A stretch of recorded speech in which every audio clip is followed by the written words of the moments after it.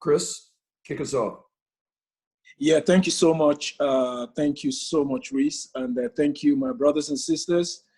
Again, our hearts go out to all that is going on in North America. And just want to thank all of you for your big hearts and just considering reaching out to us in the other part of the world.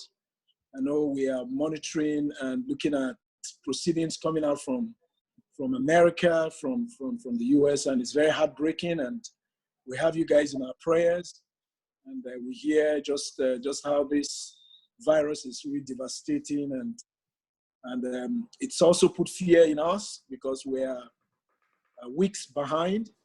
Really, we're also behind in our infrastructure. We are behind and ill-equipped to be able to handle the colossal damage that this and destruction, devastation this is bringing or has brought to the US and to other first world countries in Europe and in Asia. So we're just like sitting ducks and waiting for what's going to happen, even as things unravel here in Africa. And so we met together. We have had various situations that has truly is very scary. We are ill prepared for this, and even as we've started seeing cases, it's rising on a daily basis. We now have over 700 to 800 cases in Nigeria, and over 25 deaths. And every day we're hearing that the numbers are increasing. But the thing is this: we have had lockdowns. People have been thrown, home. People have asked to stay home, and but without any form of palliative, without any form of provision. We've been on lockdown now for about 4 weeks, and people are hungry. People are without jobs. There are no provisions. The government has just locked down our borders. No flights coming in, no flights going out. And so it is a very, very, difficult time for most people. Now in the economy in Africa, for the majority of part of our people are subsistent. They have to work each day to feed. People trade on the streets. People have to, rely on what they make on a daily basis to be able to feed. And people don't have any insurances or anything to fall back on. So staying home for the past 3-4 weeks has been horrendous for people. So what we have had to do in the church is reach out with our benevolent contribution to provide food, and in some cases medicine, and other means of sustaining people. And we've done that now for 3 weeks. Our banking system too is really shut down. The city is shut down, and even right now, the cost of food is rising. Even anywhere you see it right now, the cost is just skyrocketing. So what we had to do before the shutdown 3 weeks ago was to get food banks. And this cuts across all our churches in Africa, where we are providing for disciples. And the story is the same everywhere you turn. And so we have really stretched, even as a church, as our churches are providing for our members. We've gotten to the point where we're going from food to sending monies to disciples to buy food, because you can't move around. You can't even go to the market. There's social distancing or whatever is of it. People can't leave their homes. So it is a very, very difficult situation. We are trying to help. The staff here in Lagos have had to give up like 10% of our salary for the month of April to be able to beef up our benevolent contribution, because we need to give another tranche of monies to disciples to keep them providing the basic staples of rice, beans, and other things. So right now, that's where we are at. In a nutshell, we're just in demand of food support and supplies, and in some places even medical. So, and the numbers of casualties in this is going up by the day. So that's where we're at, except if we have any specific other questions you may want to ask. But the situation is very grim, scary, and we don't know. The government seem not to have any idea. I mean, they have some idea, but they don't know how to reach out, because now we don't even have the system in place, even if they want to take care of the citizenry, how to go about it. So people are just, and so of course, so it's bringing about a lot of rioting, violence, armed robbery, people living in fear because, you don't know, people are just hungry and angry and just upset. And so it's just from one bad situation to the other. So, but at best, we're really keeping the disciples, taking care of them as much as we can. Thanks, Chris. And we'll hold off on any questions you have. I'll keep all three of them on at the end. If you have questions or clarifications you'd like, we could do that before they go. So, Dinesh? Yeah, I'm here. Thanks, Reese, and thank you, brothers and sisters, for getting us on the call. Yeah, so I'm speaking on behalf of India and also on behalf of countries like Pakistan, Nepal, Bangladesh, and Sri Lanka. So it's a huge part of the world, as you can imagine, 0.6 billion people. So India, at this point, we have 45,000 people infected. That the government says. And we know the numbers is way more than that because we don't have enough testing going on. So that is the reality of the situation. And and so there are few thousands have died, and most of them are from Mumbai being most affected, and partly because it's very crowded. Especially there's a slum, they say the largest slum in Asia, Dharavi. We have disciples there, and that is very heavily affected. So we don't know the exact uh, details of the exact numbers, because the government is saying this is the amount, this is the numbers, but we're not can't be very confident of that numbers. So so we've been on a lockdown for a month here. So it has been very challenging for all the people in this country, because most of the people are farmers or they're daily wage earners in this country. So around 70 to 80% of the country is like that. And they live on what they earn from their farm, they earn from their daily wages in the cities. So we have many disciples as well in the church who are daily wage earners, and also who run small-time businesses, and run an ironing shop. They iron clothes for people in apartment complex. So everything is shut down. So they have no income whatsoever at this point. So we are close to 7,000 disciples in our region. India alone is 6,350. So rest of the countries are around 700 disciples. And in India, just so far, we helped 900 disciples, and the needs are just increasing. People who need help are increasing. So this is within just 2 weeks back, we opened up the ability to go and help people within our church.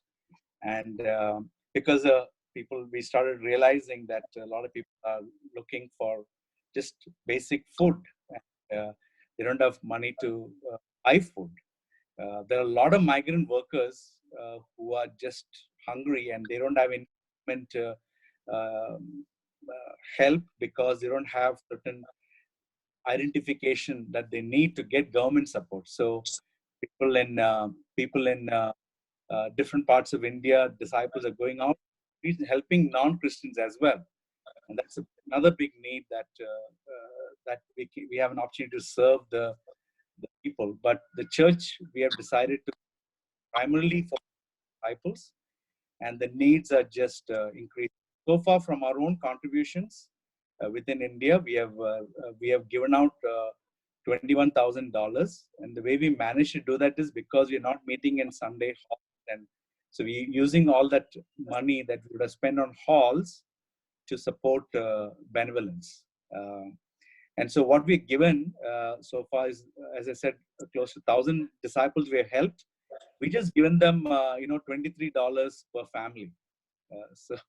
That's kind of the average we're given. And that what it does is it feeds them for 10 to 15 days. So it is it's a pittance that we have provided, and the needs are increasing. People are saying, can you please help? It meant a lot to us. Thank you for giving us the provisions. We gave them 15 kilo rice and 10 kilos of wheat, flour and sugar and oil. And we make a kit and give to them, and they're very grateful. And the bigger need is also cash, because now the bigger issues coming up is the rents. People are living in rents, and the rents are the biggest part of their expense. Any family in India, because rents are huge in the bigger cities. So we haven't even gone there. We don't know how to even address those rent issues. And they've been threatened to be kicked out of their home. They don't know where to go. So these are real issues, and of course, medical needs are right now not attended to because of the focus on Corona. Nobody is can going to any doctors, but there are many medical needs in the church. Disciples who would need support for the medical needs as well. So even if we give $100 per family, I'm expecting to help out of this 7,000. We may need to help 2,000 families in the church itself. So if we just, if we don't know what's going to happen in the next few months, so that's like a $200,000, just $100. That will be like, 60 days, 50 days of food for people. So that's a situation here. It's people are, how disciples in India, they're very optimistic. They always put on a smile. We ask them, how are you doing, bro? We are fine, bro. We're managing. And that's how they say. I was talking to all the family group leaders in my sector in Bangalore, and around 24 of them. Every one of them said they have lost their job or their salary has been cut, and they're not sure of the next month whether they're going to get the. These are all our leaders, not just regular members, and they're pretty hardworking and very eager to serve. So this is where our situation is, and so we would appreciate any support from anywhere. Whatever amount, we will be very grateful for that. So thank you, Reese. Hopefully that that Thanks, Dinesh. Yes. Thank you, Brother Josue. Thank you, Reese, and thank you, everyone. It's great to see you. Thanks from the bottom of my heart for all that you have been doing for this part of the world. I'm on behalf of the churches in Central and South America. I want to be grateful to all of you, because I know that it's not easy for everyone. I know that you guys in the United States are also facing this situation. You know that you have a lot of disciples who are losing their jobs, who are leaders who are even under a lot of pressure, trying to deal with this situation. We really don't know what is going to happen, but we know that God is in control and that God is going to give us the wisdom to go ahead and to help everyone locally and also in the other churches. So once again, thank you very much for all you do, and thank you for all the support that you have been given, not only to this part of the world, to all the world. And just quickly, we have been in Central and South America locked down for about 5 weeks. This is, we say 5 weeks really easy, but imagine the impact, the economical impact that 5 weeks have done in the United States. Now imagine 5 weeks, the impact that these 5 weeks have done in Central and South America. It has been really devastating for us, because most of our disciples, they have informal jobs. So we have more or less 40% of the families in the churches who have lost their jobs. And now we are trying to help. Just in Central America, for example, we are trying to help right now more than 500 families in the 12 churches. I mean, this is very, very hard for us because, of course, that the resources that we have locally are not enough to support these families. There are some brothers who have money in our churches and they are providing also help, but that is not enough, okay? We do have a lot of situations that we need to deal with. The churches, for example, in Ecuador and in Panama, they are facing difficult situations, as you can imagine. I don't know if you have seen the news, okay, but the church in Ecuador is really facing a big problem over there. Bodies lying in the streets, and the government didn't have the resources to bury the bodies. It has been really a disaster in Ecuador. In Panama, we have four disciples with the coronavirus, okay? And one of them got infected. He was a single brother, and he lives with 4 more. So now the 4 of them are with the coronavirus, okay, because they live in the same apartment. So it has been really challenging as well. We had a meeting last week with all the leaders in Central America just to see the way that they are helping the disciples, okay? And what I perceive from them is that some of them have been under a lot of stress, and I think that they also need to get some emotional support, because it's not easy for a brother who is trying to help in a third world country, okay, without any resources, okay, how to help the others, okay.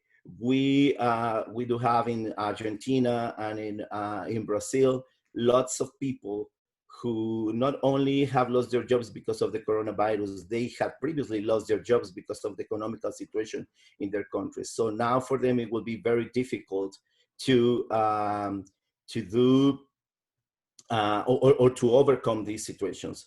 We are really in big need in our countries. I know that we are doing our best. I know that we have received some support in some of the churches. We have gotten some support from individuals, okay? But that is not enough just to see when people are looking just to cover their basic needs, okay? They are looking for food, they are looking for medicine. For example, in Honduras and in Panama, they can live only once a week. 1 person per family once a week. They are not allowed to go in the street, okay? If they are caught if they are seen walking in the street, they are caught by the police, okay? And they are put in centers where they need to continue the quarantine in those centers without their families. But people cannot stay in their house because they prefer to die of the coronavirus instead of dying of hunger. Yeah, so for the third world countries, it's not easy. Yeah, because since they don't have any other resources and they have big families, some of them, so they need to risk even their lives, I mean, going out to the streets and trying to find something, I mean, to eat. It is very challenging. I know that what you can do, I mean, for us, it would be really appreciated, but this is just a small report about what's going on in Central and South America. Please pray for us as we are praying for you. Every single day we pray for you guys. And I hope that God will give you the strength in these times. And also God will give you the wisdom to lead your churches, to lead your region, geographic areas, okay? And God protect your families, and God protect your churches as well. Thank you.